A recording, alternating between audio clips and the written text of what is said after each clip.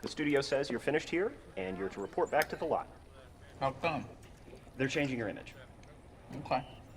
And the studio says you're escorting Carlotta Valdez to your premiere tonight. How come? I don't know her.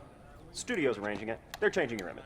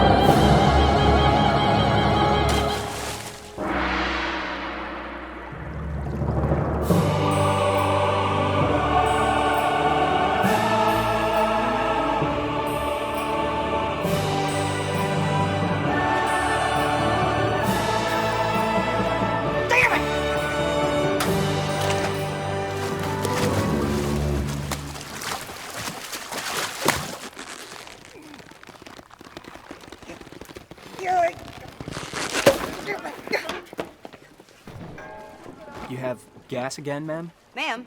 Miss, do I look married? No, miss. No. Yeah, gas again.